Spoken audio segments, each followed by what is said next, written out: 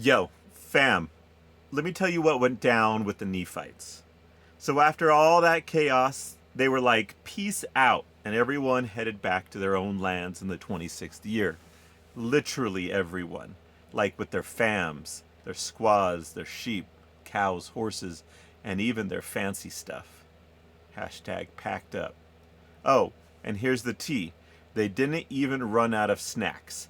Like they still had grain, gold, silver, and all their precious drip left. So they packed up and took everything with them. North side, south side, the whole squad got their stuff back. And get this, they even gave the robbers, who were like, we promised to behave, some land so they could work and live on it. The Nephites were like, bet, but stay chill. So yeah, they handed over land and that peace vibe, totally restored across the map. Hashtag be cool or bounce. They got back to thriving, fam.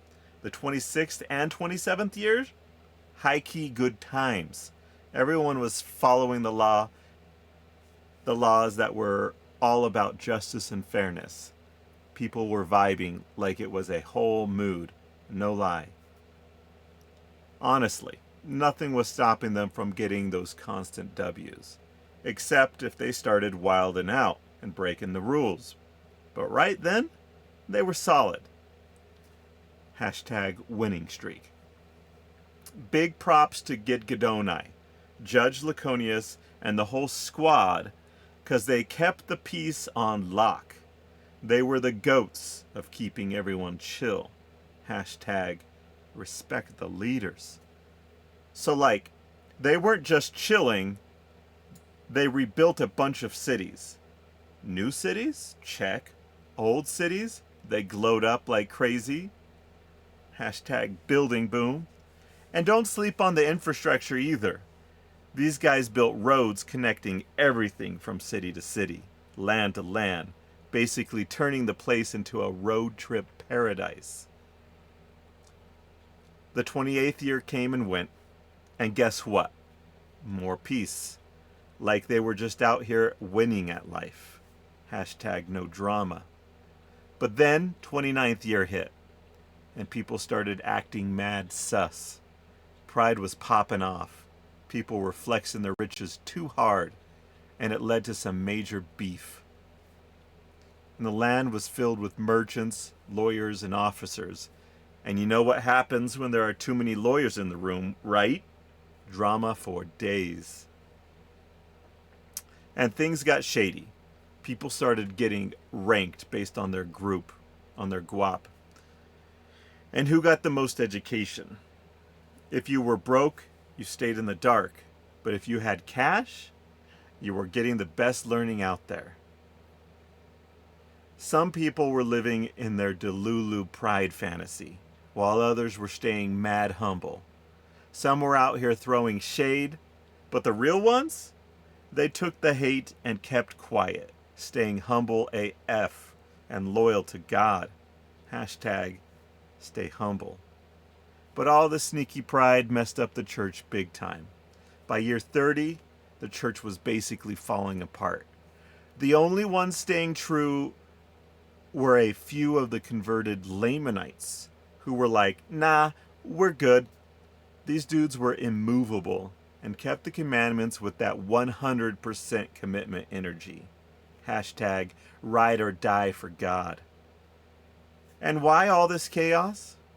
Well, Satan had his grimy hands all over it, puffing people up with pride, making them chase clout, power, and riches. He was out here saying, yo, get that bag. And people fell for it hard. Hashtag Satan the instigator. So yeah, Satan had them wildin'.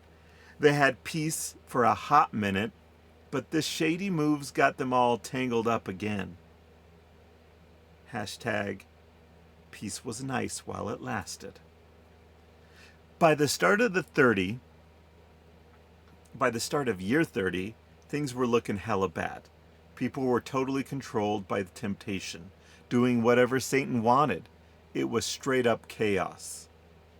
Hashtag off the rails. But the gag is, they weren't even doing it out of ignorance. They knew God's will. They just straight up rebelled because they could. Hashtag rebels without a cause. Meanwhile, Laconius Jr., son of Laconius, was running the show that year, stepping into dad's shoes and trying to keep it all together. Hashtag like father, like son. So God, being the real one he is, sent some inspired people from heaven. These prophets were out here preaching, calling out the sins of the people, and spilling the tea about how Jesus would save them through his resurrection. Hashtag truth bombs. But, big surprise, not everyone was vibing with the truth. Especially the judges, high priests, and lawyers. They were big mad about being called out, and weren't here for God talk. Haters gonna hate. Now, the law said no one could get to the death penalty without the governor signing off. So the judges had no real power to condemn anyone, officially. But these judges were sneaky AF. They started putting the prophets to death on the low, hoping the governor wouldn't find out until it was too late. This was mad illegal, by the way. No one was supposed to be executed without permission from the governor. Total breach of the law. So, of course, someone snitched, and the complaints made its way to Zarahemla, where the governor was living. They were like, yo, these judges are wildin' and killing prophets out here, straight up breaking the law. These shady judges got dragged to court and were about to face the consequences for their crimes. Everyone was watching. The tea was hot. Hashtag Judgment Day. But here's the plot twist. These judges had a whole squad of friends, family, and even the other high priests and lawyers. It was like a shady squad rolled up to back them up. Hashtag Corruption Nation.